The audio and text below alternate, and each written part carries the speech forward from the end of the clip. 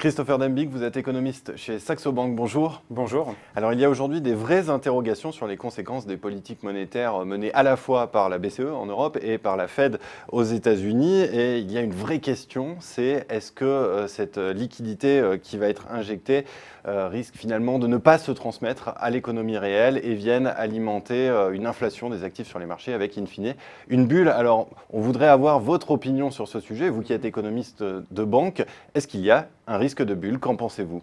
Alors globalement, effectivement, on peut considérer qu'il y a un risque de bulle spéculative dans les prochains mois, dans les prochaines années qui va se former. On a déjà quelques segments de marché, notamment les biotech, où il y a des risques d'incertitude à cet égard, mais très clairement, aujourd'hui, on ne peut pas parler de bulle spéculative généralisée, par exemple comparable à la bulle Internet de la fin des années 90, mais une réelle inquiétude parce que les flux de monnaie qui sont mis en place par les banques centrales et qui circulent notamment dans l'économie réelle, mais beaucoup sur le marché financier, on ne sait pas trop où ça va, donc une réelle inquiétude qui devrait se confirmer dans les prochains mois. Une inquiétude et une incertitude. Donc, pour parler plus spécifiquement de l'Europe, quels effets attendre du QE européen sur les marchés? Alors, l'idée évidemment de la BCE, c'est quand même d'avoir un crédit déjà qui soit beaucoup plus accessible à tous les agents économiques et aussi bien sûr une inflation qui s'étoffe. Dans les faits, qu'est-ce qui se passe?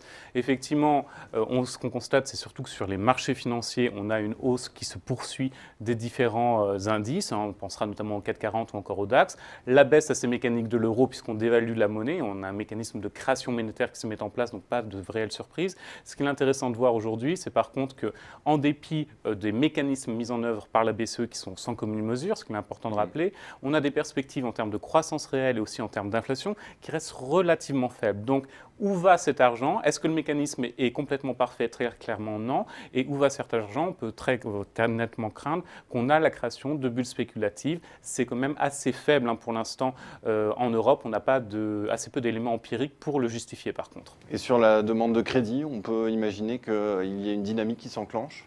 Alors évidemment, la dynamique favorable en termes de crédit va s'enclencher, surtout dans les pays du Sud. C'est là où ça va être le plus notable et c'était d'ailleurs l'idée de la BCE, donc ça faisait sens.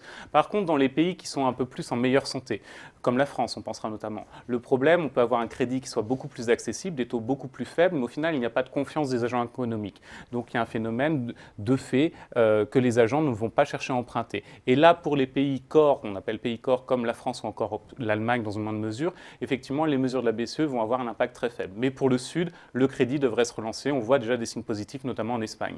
Et sur l'inflation, vous aviez l'air de dire que ce ne sera pas suffisant pour insuffler de l'inflation dans la zone euro.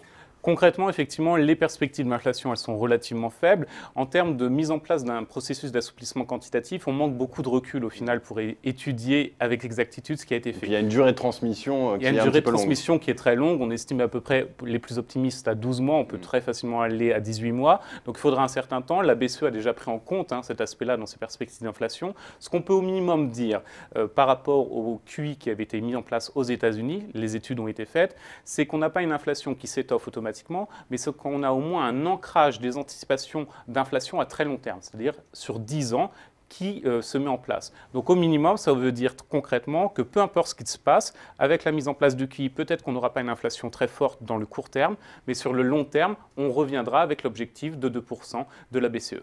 Xavier Canal a reçu très récemment l'économiste Véronique Riche-Flores qui disait pour sa part qu'on était sur les marchés en plein dans cette logique de bulle, que les marchés du monde entier finalement achetaient cette politique accommodante de la BCE. Là encore, qu'est-ce que vous en pensez? Alors, indéniablement, la politique monétaire de la BCE, et si on ajoute aussi toutes les autres politiques monétaires accommodantes à travers le monde, entraînent des phénomènes spéculatifs. C'est très net. Mais par contre, on peut considérer qu'aujourd'hui, ce n'est pas un phénomène généralisé. Le problème avec une bulle, c'est lorsque ça se généralise. Aujourd'hui, par exemple, le CAC 40 n'est, pour même certains, pas surévalué par rapport aux fondamentaux. Mais en revanche, on a sur certains segments de marché, on pensera par exemple aux biotech américaines, une réelle bulle spéculative. Pour donner quelques chiffres, sur les biotech américaines, en 2014, 40% des introductions en bourse dans les biotech, elles ont uniquement concerné des biotech qui étaient dans les phases de tests précliniques. C'est-à-dire qu'on n'est même pas sûr que ces entreprises très fortement valorisées vont avoir un produit final qui sera vendable sur le marché. Et si on va un peu plus dans le détail, sur toutes ces introductions dans le domaine des biotech en 2014 aux États-Unis, on en a eu 25% qui concernaient uniquement le traitement contre le cancer. Donc on se doute bien que toutes ces entreprises, elles ne vont pas être compétitives. Tôt ou tard, on aura soit un regroupement, des faillites. Donc sur les biotech américaines, et même Janet Yellen, il y a un an, en parlait, on a un phénomène de bulle spéculative. Mais il n'y a pas aujourd'hui de propagation au reste de l'économie ou au reste de l'économie mondiale. Alerte donc néanmoins sur, Tout à fait. sur les biotech. Plus généralement, est-ce qu'on peut parler d'exubérance sur les marchés en Europe, par exemple, ils sont simplement revenus au niveau du début des années 2000. Aux États-Unis, il n'y a pas de déconnexion réelle entre niveau de profit et de cours de bourse. Donc, est-ce qu'il est raisonnable de parler d'exubérance? Qu'en pensez-vous là encore? Alors, on peut commencer à parler d'exubérance irrationnelle. Ça vaudra beaucoup plus pour le schéma américain que le schéma européen. Mais très clairement, effectivement, il y a certains segments de marché, ça commence à être le cas en Europe. On voit une déconnexion entre les prix qui devraient être plutôt réels et le prix du marché. C'est le cas, par exemple, on le sait très bien, avec la politique monétaire de la BCE sur le marché obligataire. Donc, le phénomène d'exubérance irrationnelle commence à être de plus en plus perceptible. Et pourquoi en Europe c'est plus tardif? Tout simplement parce que dans un premier temps, les investisseurs américains sont allés dans d'autres contrées. On pensera notamment en Asie où il y avait des rendements intéressants. Ces rendements sont plus intéressants parce que toutes les banques centrales des pays émergents ont baissé leurs taux. Donc dans la foulée, le rendement des actifs baisse.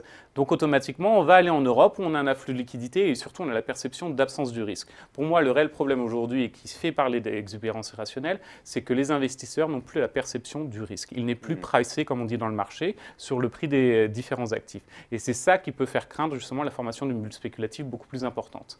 Toujours aux États-Unis, Janet Yellen ne semble pas pressée de relever les taux directeurs de la Fed. On avait évoqué avril, maintenant c'est juin, maintenant peut-être septembre. Est-ce qu'il n'y a pas un risque de reproduire l'erreur qu'avait commise Alan Greenspan au début des années 90 lorsqu'il avait différé ce relèvement des taux, justement parce que l'inflation était faible, un petit peu comme aujourd'hui? Complètement. Ce qui est important de voir aujourd'hui, c'est que Janet Yellen et la Réserve fédérale américaine ne sont pas du tout pressés à augmenter les taux. Il y a une erreur qui s'est propagée au niveau du consensus des économistes sur le fait que la Fed va augmenter ses taux très rapidement. On l'a vu, ça pourrait avoir lieu en septembre, même beaucoup plus tard, tout simplement parce que la Fed prend en compte une multitude d'indicateurs. Les économistes vont se baser sur le chômage, le taux d'inflation ou encore éventuellement le cours de bourse. Mais la Janet Yellen va regarder une multitude d'autres indicateurs, par exemple la confiance des petites entreprises aux États-Unis. Et cette confiance, bien sûr, elle se redresse, mais elle reste encore très faible. Donc effectivement, on pourrait avoir une hausse des taux beaucoup plus tardive qu'anticipée, afin justement de ne pas reproduire cette erreur qui a été faite dans les années 90. Pour conclure, Christopher Dembicke, est-ce qu'il faut rejoindre l'économiste Larry Summers qui dit que chaque phase de reprise s'accompagne nécessairement d'une bulle? Très clairement. Summers a totalement raison avec ça. La seule différence aujourd'hui, c'est que les autres phases de bulle, c'était toujours accompagné d'un bond technologique ou financier. Aujourd'hui, on ne voit pas ce bond technologique ou financier. Eh bien, Christopher Dembicke, merci. Je retiens alerte sur les biotech aux États-Unis. Merci d'être venu sur Exerfi Canal. Merci beaucoup.